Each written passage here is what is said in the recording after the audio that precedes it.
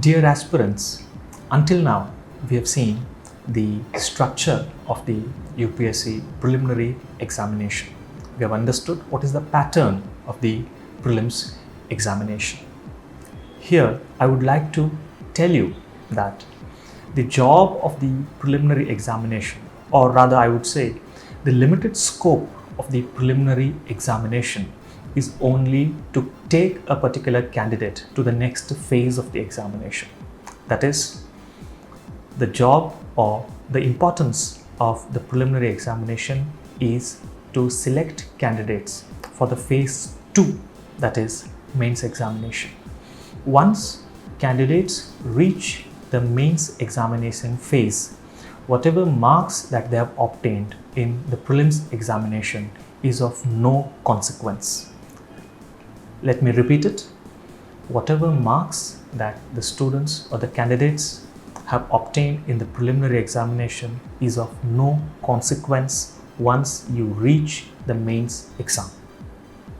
So let us move to the second phase of the examination, that is your mains stage. Now let me make it abundantly clear that it is this phase of the examination, which we call as mains examination, is of crucial importance. We cannot put it more clearly that this is the most important phase of the entire examination cycle. So, the mains examination is of descriptive nature. Like we discussed earlier, the prelims examination was of objective nature. Now the mains examination is of descriptive nature. When we say descriptive, what does it mean? It simply means that a question is put before you and you are expected to answer those questions by writing. So here you would not have any options. Here you have to write in length for each question that has been put before you. Now let me go a little bit into the pattern of the mains examination. What are the different kinds of papers mentioned under the mains examination? Let me first talk about two compulsory papers, but these papers are only qualifying in nature. So what are these two papers?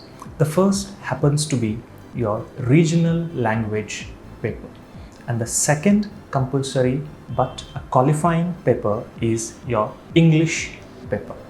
So what is the pattern, what is the nature of these two papers? Now, as I said before, these two papers are compulsory but also only qualifying in nature. Just like how CSAT was there in your preliminary examination, these two papers are present in your mains examination. The marks allotted for these papers is 300 marks each. That is, your regional paper is of 300 marks, and similarly your mains English paper is also for 300 marks. So what is the importance of these papers? A particular candidate, if unfortunately is not able to clear these regional language paper and English paper, then his or hers other mains papers would not be evaluated. That is the importance of these papers. So do not take a regional language paper and English paper lightly. Now, what do we have in these papers? Now, these papers are considered as very simple papers. Now here the UPSC is trying to understand whether do you have the bare minimum skills in any of the regional languages of India. That is, that we have 22 official languages in India. Amongst those 22 official languages, an aspirant could choose any of a particular language. If someone is from Gujarat, he or she may choose Gujarati. If someone is from Kerala, he or she can choose Malayalam as a regional language paper. If someone is from Tamil Nadu, he or she can choose Tamil as a regional language paper. So whichever language you are comfortable in, that language can be chosen as your regional language paper. Then you have English.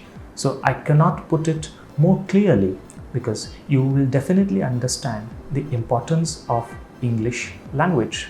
So English has become a connecting dot for all of us, because there is so much of diversity in India.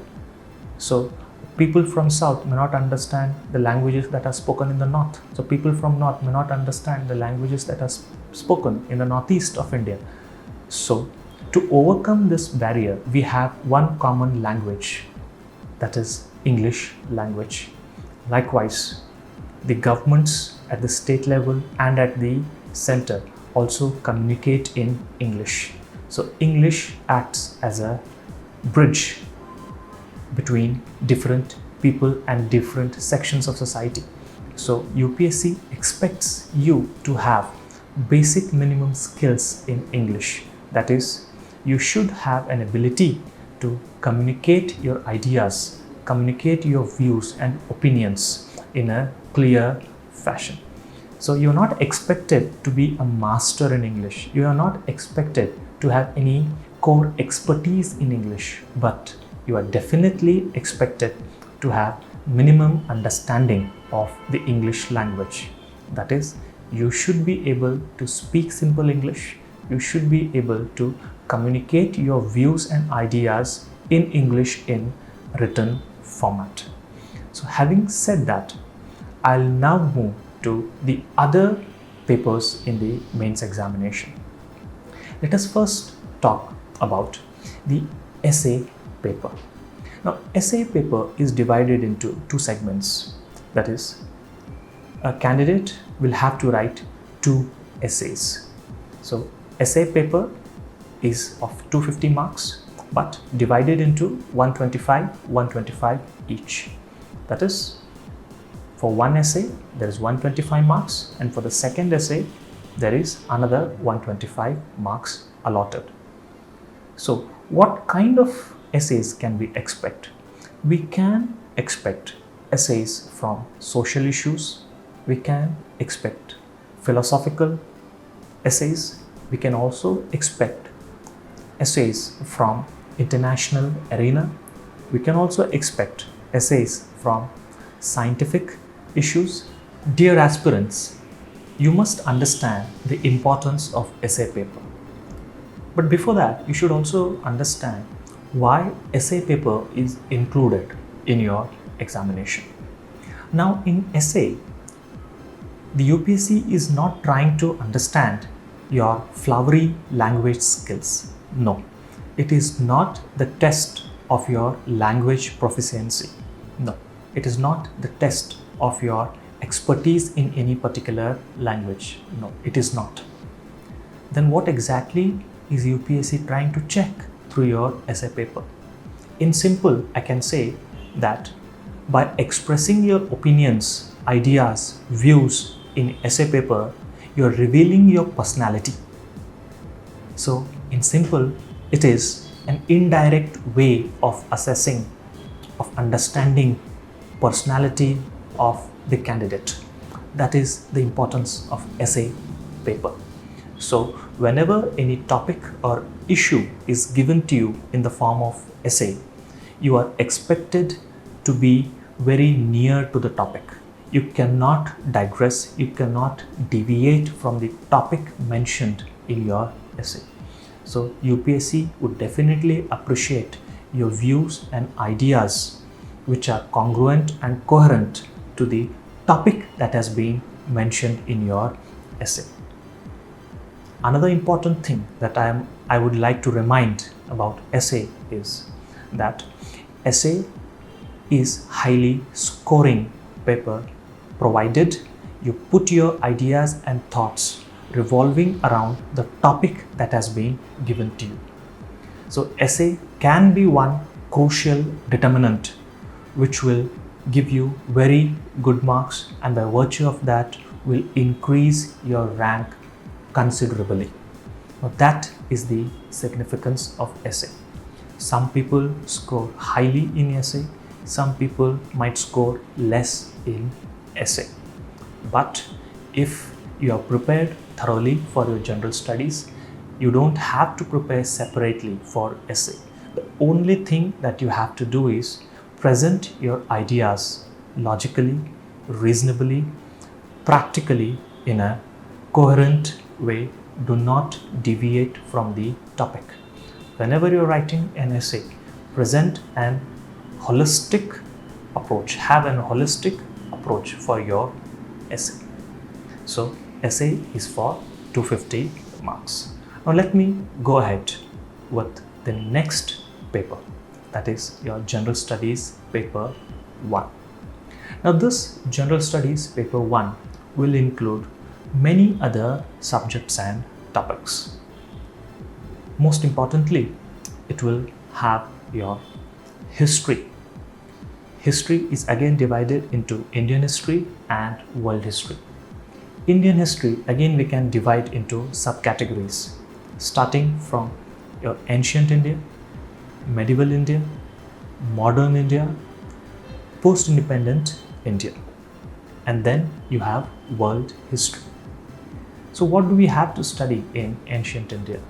So ancient India will include your Indus Valley civilization, your Mauryan administration, that is your Mauryan Empire, your Vedic times, post-Vedic times. So all these aspects would be part of your ancient India. Then in your medieval India, definitely it will include your Delhi Sultanate, your Mughal Empire, all these aspects. Modern India, it will begin from the arrival of Europeans into India. So this aspect of Indian history, that is the modern Indian history, is of great significance when it comes to UPSC Civil Services examination. So in the order of preference, your first priority has to be given to modern Indian history, because this is where the larger chunk of the portion lies, and this is where the majority of the questions would come from. So you have to understand the modern Indian history very elaborately and in a detailed manner. So beginning from the arrival of Europeans, and then the fight amongst the European powers and subsequent consolidation of British over India by defeating the European powers and subjugating the local rulers in India. And then you will also see the resistance developing within the Indian society. Famously, you know about the First War of Indian Independence of 1857. And then you will see the next phase of modern India, that is the beginning of freedom struggle, or what we popularly call as the Indian national movement. In that, again, you will have another dimension, that is the Gandhian phase. That is, with the arrival of Mahatma Gandhi, the Indian national movement will take a new dimension of satyagraha, non-violence. So this would entail your modern Indian history. And then you must also study about the post-independent Indian history. That is, whatever has happened in India after 15th of August 1947 till now, all the significant and major events that have happened is of your importance for your preparation. Dear aspirants, now let us understand something about world history. Now, world history is also an important element of your mains examination, because you cannot understand Indian history in silos or in the absence of world history, because there have been many world events that have impacted the Indian history and the freedom struggle movement in India.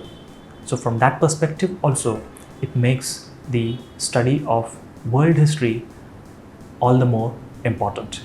So in world history, you can begin from scientific revolution leading to industrial revolution, redrawing of the boundaries of Germany, Italy, so on and so forth.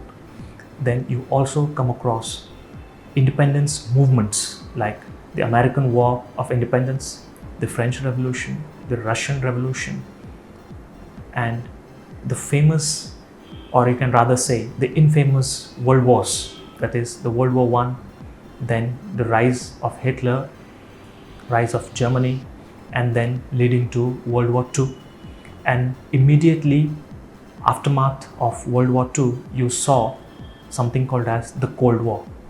So all these aspects would form a part of your world history. So definitely some questions can be expected from world history portion of your GS paper 1. Now let us move to another subject that is a part of your GS paper 1, that is geography. Now geography we can divide into physical geography and Indian geography. Now when we say physical geography, it will talk about the global geography, that is the world geography. So here we are discussing something about the earth, something about the solar system, something about the cosmos. For example, if you talk about earth, what is the composition of the earth? What is the structure of the earth? What is the interior of the earth? What are the different layers that are present in the earth? All these aspects you would study in the physical geography. It would also include, or the study would also definitely include, the earthquakes, the types of earthquakes, different waves that are involved in earthquakes, what are the damages, what are the ramifications of earthquakes. All these things you will study in physical geography. It will also include your global weather pattern, oceanic circulations, important oceans in the world, important mountain ranges in the world, important resources of the world. So all these aspects you will study in the physical geography. Then we have Indian geography. In Indian geography, we specifically focus on the geography of India. That means the rivers of India, the mountains of India, the weather and climatic pattern of India, the monsoonal winds in India, the different soil types of India, different forest ranges in India, important natural mineral resources that are available in India. So all these things would be covered under your Indian geography. Then we have another important subject in your GS paper 1, that is social issues. So when we say social issues, we are basically talking about the society in India. So society would definitely include women, men, children, elderly. So the issues which are affecting the women in India, the children in India, the elderly in India, all these aspects would be covered under social issues. Then it will also include poverty related issues, population explosion that is happening in India, problems associated with over urbanization, or rather you could say that the stress that urban areas are undergoing because of population explosion. Then you can also study about the impacts of globalization on Indian society. So all these aspects would be covered under the Indian society or social issues segment of GS paper 1. So this GS paper 1 will include all these dimensions of history, geography and social issues, and is for 250 marks. Now let us go to GS paper 2. In GS paper 2, you have constitution, polity, governance and international relations. Now, as you all know that India is a democratic country. India is a country where rule of law prevails, and constitution being the fundamental law of the land, constitution being the supreme law of the land. So as an aspiring bureaucrat, you must be aware of constitutional provisions.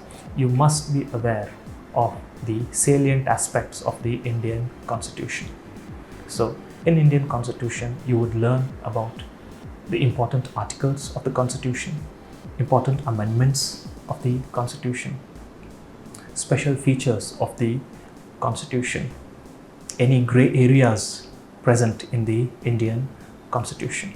So the study of Indian Constitution is very crucial for any aspiring bureaucrat or a civil servant.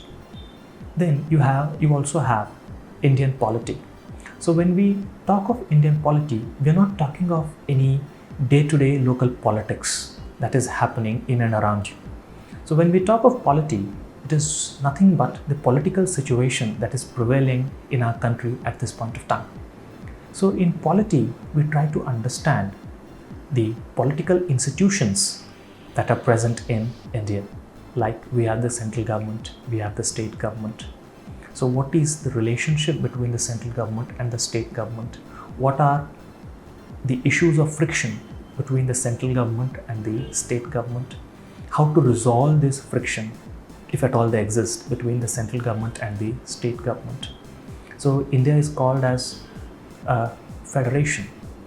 We call ourselves as a federal polity. So definitely in federal polity, there would be certain frictions and issues. So how to overcome this? That too institutionally. So this dimensions is a part of your Indian polity.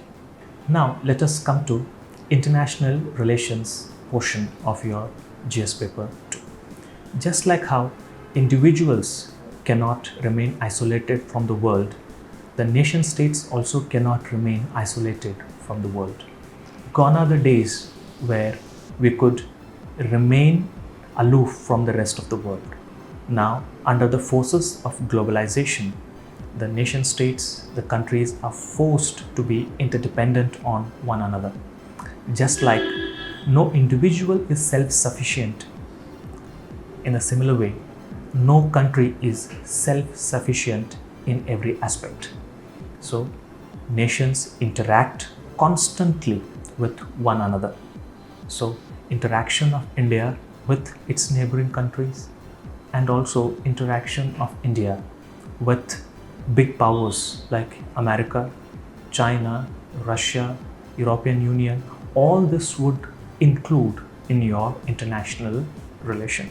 So in simple, international relation means the kind of interaction that India is having with its neighboring countries and with other major countries. So we will analyze all these aspects in international relations. So your polity, constitution, international relations constitute your GS paper 2, which is again for 250 marks. Now let us come to general studies paper 3. In general studies paper 3, we have the Indian economy. Now mind you, when we say Indian economy, we are not focusing on the microeconomics. We are focusing on the macroeconomic situation and position of India. So we are looking at the big picture. We're not going into minute details of economics. So in Indian economy portion, what would an aspirant study?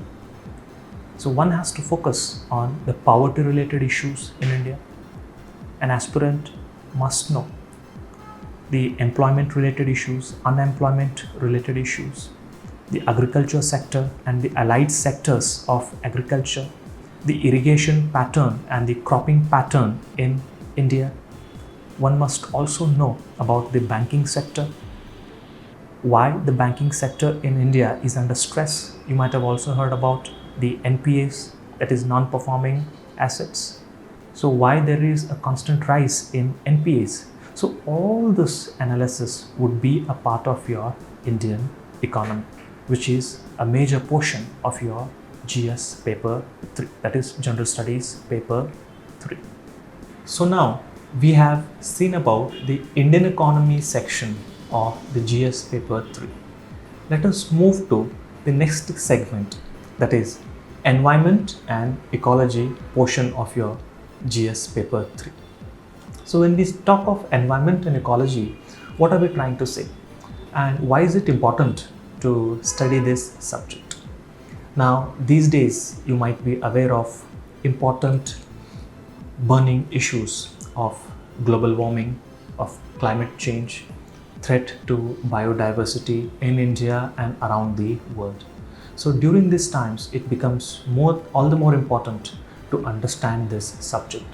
So in environment and ecology, you will basically learn about what is climate change, what is global warming, what are the causes for climate change and global warming, what is the impact of this on humanity, on nature and on biodiversity.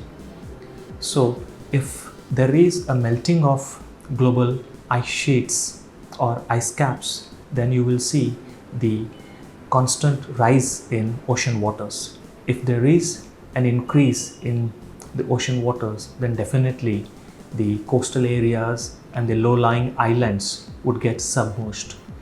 If these coastal areas and islands get submerged, then what about the habitat of these places? What about the people who are living in these low-lying areas? Definitely they will become migrants, they will become refugees.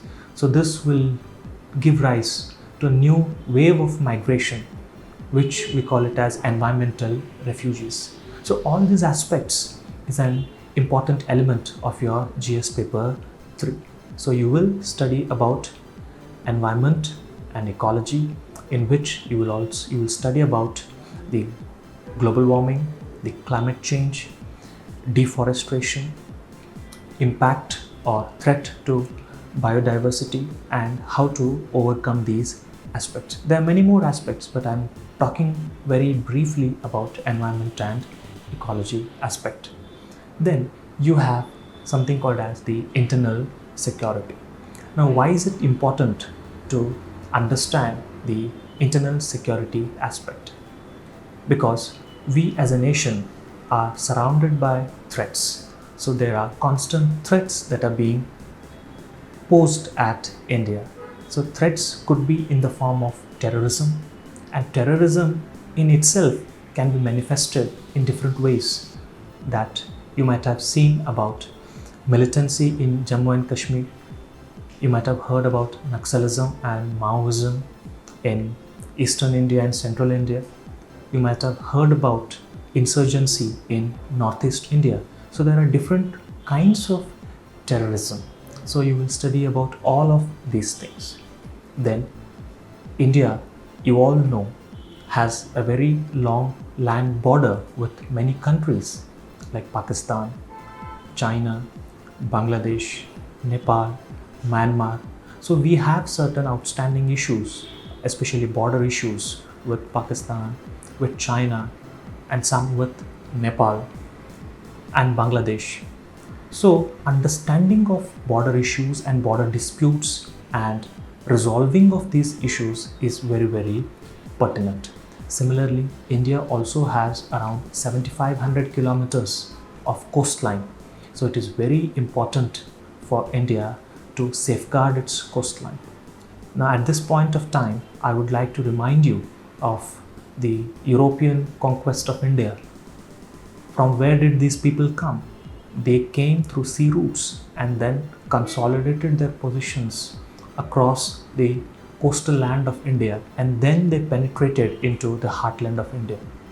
So during that point of time, we had left our coasts vulnerable to outside attacks, and we saw the consequence. And most recently, I'm sure you might have heard of 26/11, that is the dastardly attack that was carried out by terrorists who came from Pakistan in the city of Mumbai. A very few handful of terrorists brought the entire nation of India on its knees for 3 to 4 days. Again, how did these people come? They came through waters, through Arabian Sea. So that exposed the vulnerability of Indian coastlines. So it becomes very, very important to safeguard the land borders as well as the coastal borders of India. Okay. Then you also study about black money. You also study about corruption related issues, because these all are like termites which bleed India. These all pose a grave threat to the economy of India and to the people of India and to the institutions of India. We also have to study about the cyberspace and how to prevent the cyber crimes that can happen in this globalized world, because right now we are progressing or heading towards a digital economy when everyone is getting digitized, when all modes of transaction are getting digitized. So our cyberspace becomes vulnerable. If people's data can be hacked, then the government's data can also be hacked, and all the critical infrastructure information that is present is located in the cyberspace. So it is very important to protect the cyberspace in India. So as an aspiring bureaucrat, as an aspiring civil servant, you should be aware of new developments that are happening in the cyberspace. Now, having said all of this, now let me move to another aspect of GS paper 3, that is the disaster management. Now, why is it important to understand disaster management? Because we as a country, we are prone to natural hazards and disasters. Now, every year we face floods. Often we hear about earthquakes happening in India. Sometimes we have faced tsunami in 2004. So these all are natural hazards that we as a nation face. So whenever there is any kind of a natural hazard, then a bureaucrat must be in a position to respond. And to respond, he should know what exactly are these disasters and how to respond when these disasters strike us. So these informations related to disaster and its management you will learn in the disaster management portion of your GS paper 3. Then you will also have the science and technology as the part of your GS paper 3.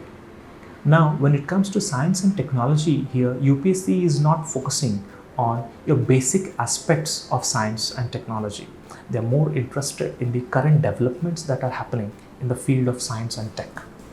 I mean, what are the new dimensions? What are the new discoveries? What are the new inventions in the field of telecommunication, in the field of satellite communication, in the field of robotics, in the field of automation, in the field of biotechnology, in the field of nanotechnology? So you must be inquisitive when it comes to science and technology aspect of your GS paper 3. So all of this, that is the Indian economy, the environment and ecology, internal security, science and tech, and disaster management together constitutes your GS paper 3, and questions will come from all these different dimensions, and the total marks for this paper is also 250 marks. Now let us move to another important paper, that is GS paper 4, that is ethics, integrity and aptitude. Now this paper is also for 250 marks, but there is something unique about this paper. This paper, I call it as a very personal paper. Why do I say that? Because if you have understood the structure of GS paper 1, GS paper 2 and GS paper 3, you will realize that through these papers, UPSC is trying to test your knowledge of history, test your knowledge of polity, test your knowledge of economy, test your knowledge of geography, of social issues. So through you, UPSC is trying to understand other aspects, other dimensions. But something about you has to be known to the government and to the UPSC, isn't it? That is why this paper becomes all the more important. Because in this paper, some personal questions would be asked. So this paper becomes very, very subjective. Let me give an example to you. So in this paper of ethics, They will ask you some very simple questions. For example, the question might be, what does love mean to you? Now, love means something for person A, it could mean something for person B. So it is very, very subjective. Similarly, the question can be, what are certain family values that have been imparted to you in your childhood? Elaborate on them with examples. Now, again, this becomes very, very subjective and it becomes very, very personal. Similarly, the question could be, describe honesty. Describe honesty with suitable examples from your life. So you might have to explain, what does honesty mean to you? And have you ever been honest in your life? And were there any implications and consequences for being honest in your life? So these are very, very personal in nature. So the questions will be personal, questions will be subjective. So by reading your answers, the UPSC will come to know what kind of a person you are. Are you a sympathetic person? Are you an empathetic person? Do you care for the poor? Do you care for the downtrodden? Do you care for the weaker sections of the society? Can you be a team player? Are you a person of integrity? Are you a person who is reliable? So all these aspects would be tested in your ethics paper. So ethics as a paper has two sections. As I said, the first part is very, very subjective and it is theoretical in nature. When it comes to the second part of your ethics paper, it will involve case studies. UPSC is trying to put you in a difficult situation, in an uncomfortable situation, in a confusing situation, and try to see how do you come up with a practical solution. How do you solve a particular problem? This is what UPSC is trying to test through case studies. Let me put a simple example. UPSC might give you a case study where it says that you are the district magistrate of a particular district. That means you are the leader of the entire district. You are responsible for the well-being of the people who are living in that district. So some old lady might come to you seeking justice, saying that she has been thrown out of her house and please do justice, please help her out. Now, how do you approach this situation? How do you solve this problem is what UPSC is interested in. So UPSC is not looking for any perfect kind of answers in ethics, but they are definitely trying to see what is your approach. The approach is what that matters. Now let me remind you, when we talk of ethics paper, here your ethical knowledge per se is not being evaluated. Then what is being evaluated? I could say it is the ethical competence of an individual. Ethical competence of an individual is being assessed in your ethics paper by putting you in certain uncomfortable and confusing situations. So ethics will include two aspects. One is the theoretical dimension and another aspect happens to be your case studies. So this ethics paper is also for 250 marks and this paper is very, very personal in nature. Just like your essay paper, in ethics also your personality is being evaluated. So you can either score very high or you may score very less in ethics paper.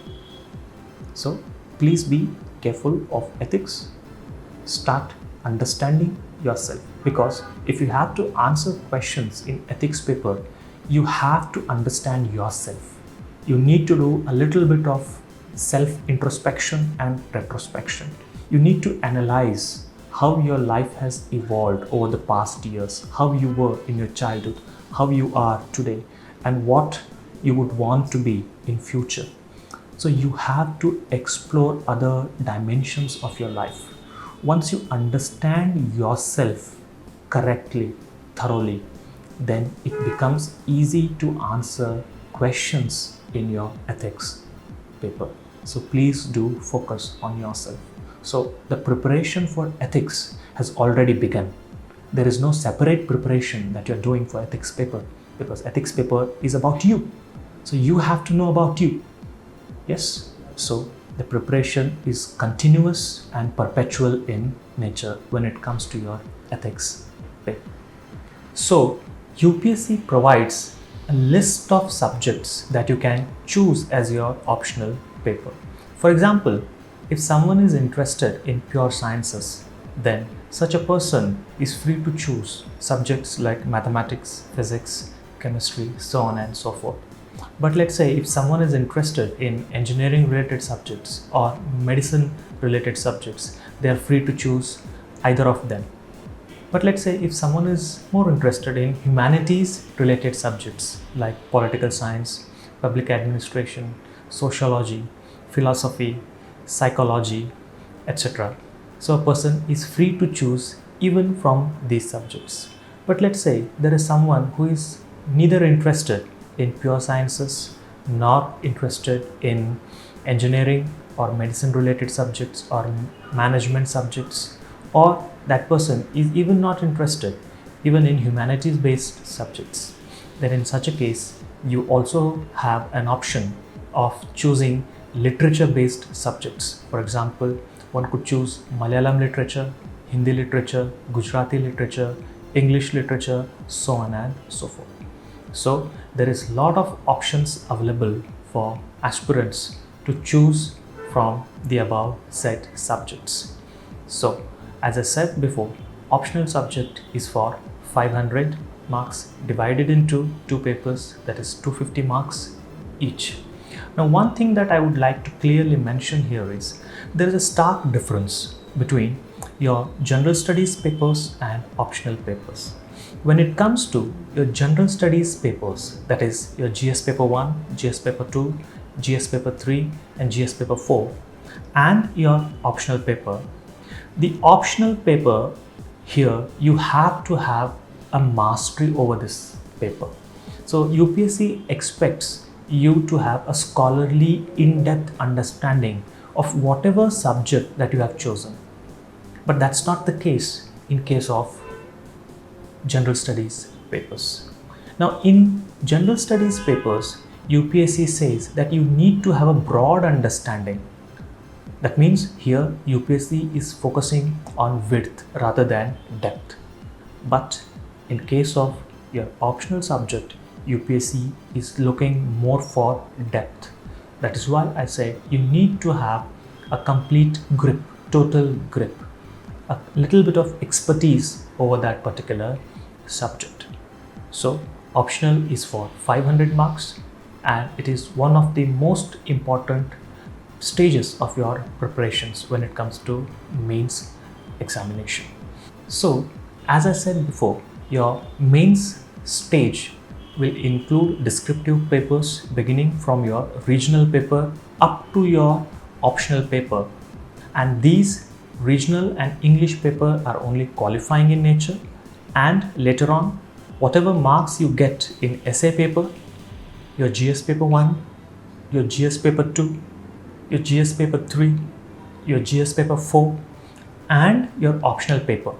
So marks that you have obtained in these papers, that is, I'll repeat once again, essay, GS1, GS2, GS3, GS4 and optional will be calculated to determine whether you will go to the next stage or not.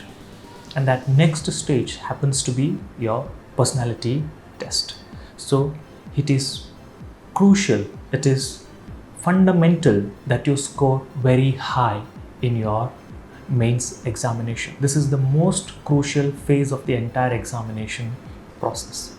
Now let us go to the next phase of the examination, and that is your personality test. Now in case of personality test, it is not the test of your knowledge or intelligence. Why do I say this? Because as we have noticed the pattern of the examination and as we have progressed so far, your knowledge and intelligence is already being checked and evaluated in the first two stages, that is in the prelims and in the mains. Now, the very fact that you have cleared prelims and the very fact that you have cleared mains symbolizes that you are a knowledgeable person. There is no more need to question your knowledge or question your intelligence. Then why is this round being held in the first instance? Because here, as the name suggests, the UPSC and the government wants to know your personality, because at the end of the day, as a bureaucrat, you're not going to sit in one office for 24/7. Rather, you would lead a particular team. So you would be a leader of your department or of your ministry or in any particular district. So as a leader, you need to have certain kind of personality. So in case of interview or personality test, the UPSC will invite you to attend the personality test in New Delhi in UPSC Bhavan, where it will be a direct conversation between the interview panel and a candidate. So in this interview process, as I said before, they're not checking your knowledge. It might look on the first instance that they're checking for your knowledge and intelligence, but mind you, they are not. So by asking you certain questions, they're just checking whether are you graceful enough, are you humble enough to accept that everyone would not know everything in the world.